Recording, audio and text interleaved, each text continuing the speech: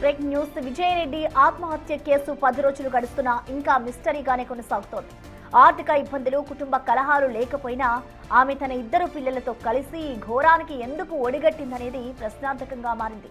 పోలీసులు డిప్రెషన్ కారణమని భావిస్తున్నా కుటుంబ సభ్యులు మాత్రం దీనిని ధృవీకరించడం లేదు.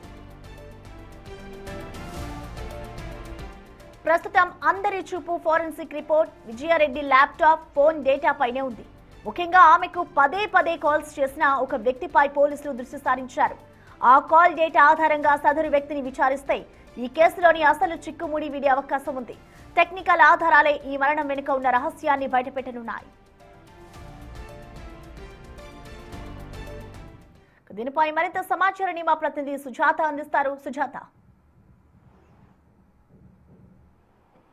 ప్రసన్న, విజయారెడ్డి చనిపోయి 10 రోజులు దాటుతున్నప్పటికీ అసలు విజయారెడ్డి తన 2 పిల్లలతో సూసైడ్ చేసుకోవడానికి కారణాలు ఏంటి అని పోలీసుల దర్యాప్తులు అయితే మాత్రం బయటికి రావడం లేదు. ఎందుకంటే విజయారెడ్డి తన సూసైడ్ లెటర్ రాసి నాకు బ్రతకాలని లేదు అమ్మా అని చెప్పేసి రాసినటువంటి ఆధారం మాత్రమే ఉంది. కానీ తన సూసైడ్కి కారణాలు ఏంటి అని ఎక్కడ ఎలాంటి ఎవిడెన్స్ లేవు అని చెప్పేసి పోలీసులు చెప్తున్నారు. కుటుంబ సభ్యులు ఫైనాన్షియల్గా ఎలాంటి ఇబ్బందులు లేవని చెప్తున్నారు. కానీ కొంతమేరకు డిప్రెషన్లోకే వెళ్ళి చనిపోయింది అని వస్తున్నటువంటి వార్తలు, అదేవిధంగా పోలీసులు కూడా డిప్రెషనే కారణం అని చెప్తున్నారు అని వచ్చేటువంటి వార్తలని విజయారెడ్డి అన్న చిరంజీవి రెడ్డి పూర్తిగా ఖండించారు. ఈ కేసుకి సంబంధించి ల్యాప్టాప్, ఫోన్ ఆధారాలు అంటే ఫోరెన్సిక్కి పంపించారు. ఆధారాలు బయటికి వస్తేనే అసలు ఏం జరిగింది అనేది వెలుగులోకి వస్తుంది ఈ కేసుకి సంబంధించి అని చెప్తున్నారు. కానీ ఫోరెన్సిక్కి సంబంధించి నిన్న అగ్ని ప్రమాదం జరగడము, విజయారెడ్డి కేసుకి సంబంధించి ఫోరెన్సిక్కి మొబైల్ ఫోన్, ల్యాప్టాప్ పంపించారు కాబట్టి ఇప్పుడే బయటకు వచ్చే అవకాశం అయితే కనిపించడం లేదు.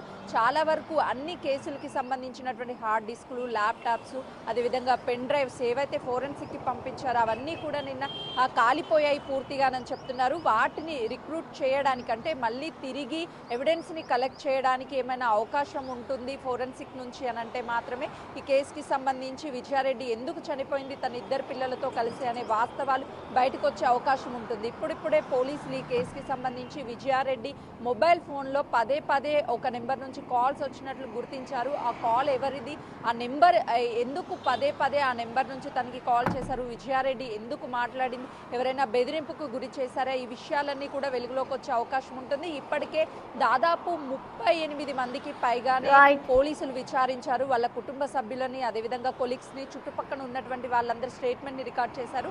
ఆ కాల్ వచ్చినటువంటి నెంబర్ వ్యక్తిని కానీ విచారిస్తే ఖచ్చితంగా ఈ సూసైడ్కి కారణాలు ఏంటి, ఎందుకు సూసైడ్ చేసుకుంది అన్న విషయాలు కూడా వెలుగులోకి వచ్చే అవకాశం చాలా స్పష్టంగా కనిపిస్తుంది. ప్రసన్న. Thank you Sujatha.